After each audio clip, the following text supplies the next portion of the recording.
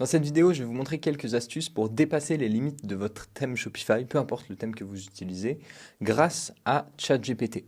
On va voir dans cette vidéo comment régler des problèmes que vous pourriez avoir dans votre éditeur de thème ou de code sur Shopify, créer ou générer des sections qui n'existent pas à l'intérieur de votre thème et les intégrer directement. Ça demandera peut-être plusieurs allers-retours avec ChatGPT, mais bon, c'est pas grave, on est patient et puis ça nous évite d'avoir à rémunérer un développeur juste pour tester simplement une fonctionnalité ou une section, eh bien autant pouvoir l'implémenter dans un premier temps. À noter que ce n'est pas forcément des solutions durables, mais au moins ça nous permet d'avancer, de faire un test et d'être sûr que c'est pertinent pour notre marque. On est parti. Premier truc qu'on peut faire, c'est d'aller dans l'interface de personnalisation. On pourrait se retrouver directement sur notre fiche produit. Donc je vais aller page d'accueil dans un modèle de fiche produit par défaut. Et admettons que ici, j'ai envie d'avoir soit un bloc, un compteur. Bon, j'ai déjà un compteur ou d'autres fonctionnalités du genre sur le thème, mais admettons que vous n'en ayez pas. Je demande à ChatGPT, crée-moi un compte à rebours en HTML, CSS, valable. Alors, je vais même aller plus loin. Je vais utiliser la commande vocale et prendre l'habitude de le faire parce que ça va me permettre de donner un maximum de contexte à ChatGPT et je vous conseille de le faire aussi. Ok, donc crée-moi un compte à rebours à intégrer directement sur mon thème Shopify. Donc réunis-moi directement le HTML et le CSS. Le but, c'est de prévenir mon utilisateur de la fin des soldes. Donc j'aimerais un titre qui dit fin des soldes dans un compte à rebours qui dure jusqu'au 15 août. Actuellement, on est le 7. Et à partir du 15 août, j'aimerais que ce composant disparaisse pour ne pas avoir à le faire manuellement. Comme ça, je peux y retourner le lendemain. Donc voilà, tout ce code sera inclus dans un bloc de liquide personnalisé. Et donc, j'aimerais avoir juste à copier-coller ce bloc. Évidemment, ajoute un petit peu de design pour que ce soit assez sexy. On va voir. je teste ça en même temps. Hop, donc là, j'ai tout le contenu. Et puis, on va voir ce qu'il nous dit. En attendant, je vais aller chercher ici un bloc de liquide personnalisé. C'est ce qui va me permettre de pouvoir injecter du code directement. Fin des soldes dans, un compteur dynamique, jour, heure, minute, disparaît automatiquement. Et boum. Et là, il est en train de me le créer. Donc là, on boit un coup. Puis on attend qu'il nous développe notre compteur.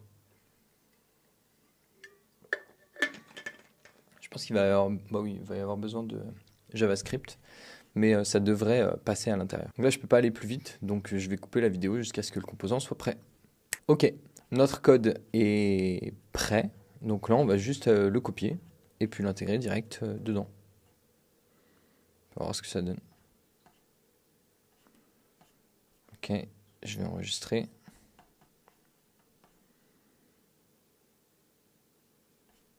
Et bim, fin des soldes dans. Ok, donc là, tu vois, il m'a mis une couleur rouge en fond, bien dégueu. Donc j'aimerais avoir, tu vois, je vais partir du principe que je comprends pas ce qui m'a sorti. Donc juste réécris-moi le code avec une couleur de fond plus sobre. Je vais prendre un gris clair, je vais prendre F4, F4, F4. Sinon, le reste est parfait. Et maintenant, je vais attendre qu'il me régénère le code. Évidemment, je serai capable de la trouver, mais j'ai envie de partir du principe que c'est pas quelque chose qu'on gère. Donc là, je recoupe, et puis on se retrouve avec le nouveau code. Ok, on est good, le nouveau code a été généré. Donc là, je vais le copier, faire un commande A pour tout sélectionner, je supprime et je remets le nouveau code. C'est normal si vous voyez rien du coup, parce que vu qu'il y a du JavaScript, il ne va pas le charger directement. Donc d'abord, on enregistre, et puis, techniquement, voilà, on a un nouveau bloc créé. Bon, c'est assez sexy, ça s'intègre direct. C'est responsive, mobile et desktop. Et surtout, ce qui est cool, c'est que vu que c'est dans un bloc de liquide personnalisé, je peux le bouger où je veux. Donc là, j'aimerais le mettre sous mon bouton d'achat, par exemple. Je réenregistre pour que ce soit accessible et visible. Et maintenant, c'est good. J'ai un compteur.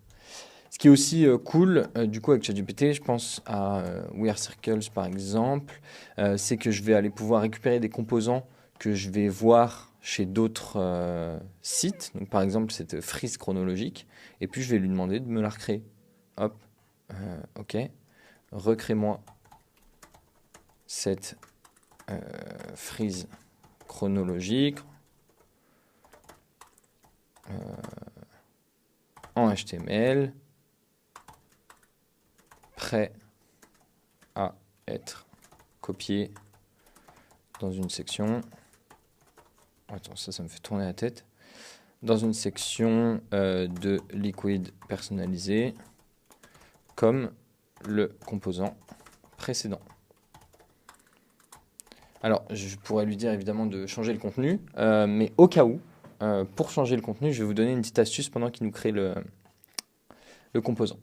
Donc, pour revenir, si j'ai envie de changer fin des soldes dans, ou alors j'ai envie de traduire jour, heure, minute ou autre, revenez dans votre section de contenu personnalisé. Ici, on ne comprend rien, même si on arrive à capter jour, heure, minute. Ce que vous pouvez faire, c'est une recherche par occurrence. Donc là, vous pouvez faire un commande F ou CTRL F si vous êtes sur Windows.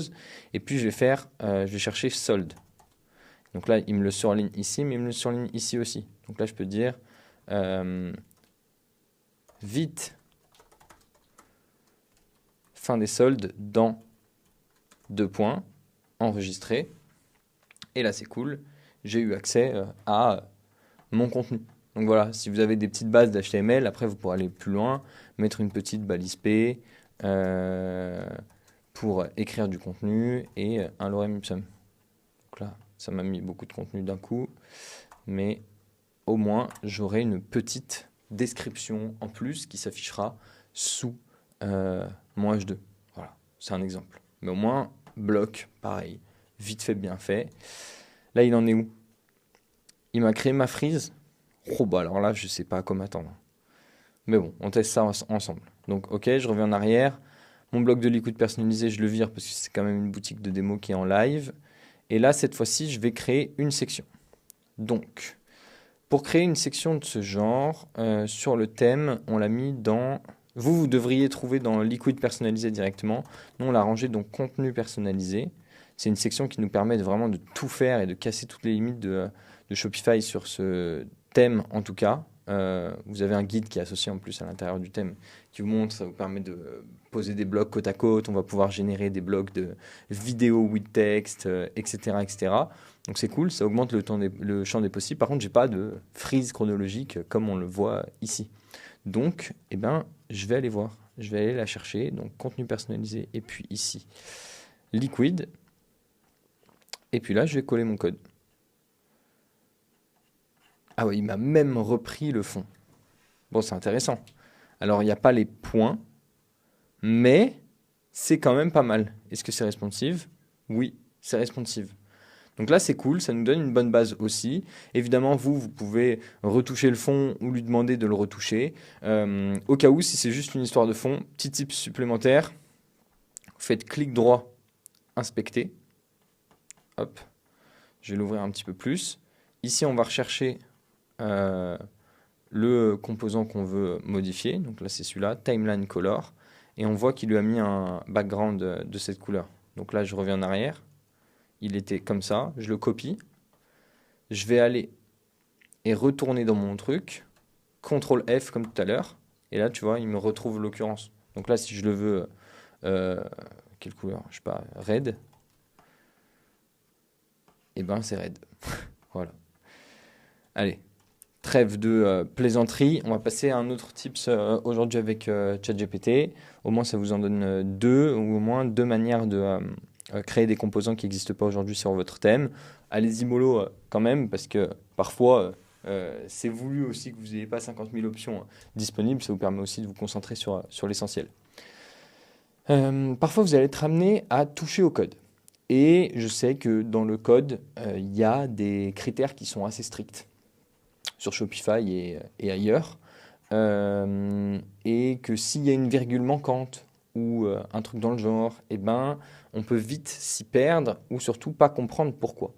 Donc, par exemple, si ici, j'avais oublié une virgule et que je cherche à enregistrer, évidemment, il va me le souligner, me dire ce qui se passe ou quoi, Mais moi, là, maintenant, je suis en rouge, je ne peux plus enregistrer, je ne sais pas ce qui se passe, et vous avez déjà probablement été soumis à ce problème-là. Ou des fois, là, je suis dans un JSON, mais des fois, vous allez éditer une section, copier-coller quelque chose, essayer de trifouiller un petit peu. Pareil, on enregistre, et ici, il y a un JSON non valide dans la balise schéma, mais on ne sait pas ce que c'est.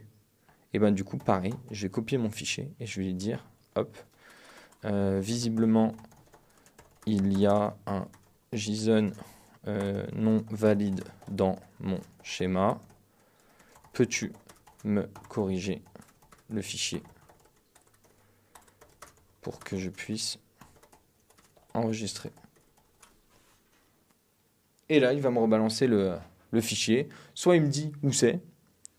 Tu vois, ton erreur vient d'un oubli de virgule dans ton schéma, précisément à Heading Alignment. Donc soit je fais pareil, CTRL F, Heading Alignment, et là il m'envoie direct à la ligne, je rajoute ma virgule, je suis capable d'enregistrer.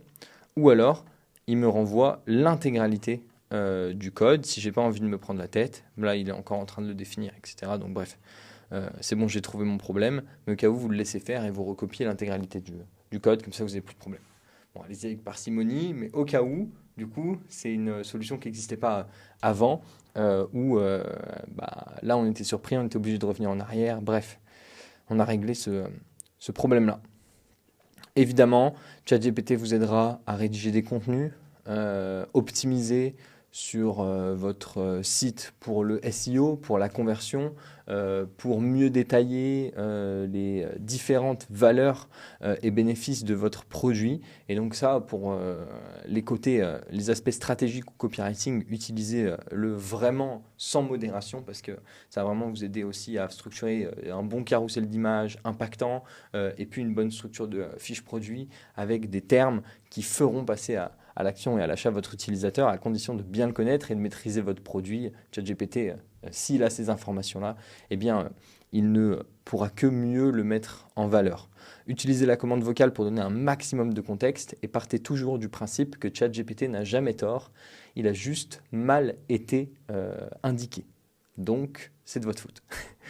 Et si c'est de votre faute, et s'il vous a répondu à côté de la plaque ou qu'il vous a donné la mauvaise réponse, quelque chose que vous attendiez pas, partez du principe que vous lui avez juste mal expliqué, vous lui avez juste pas assez donné de contexte.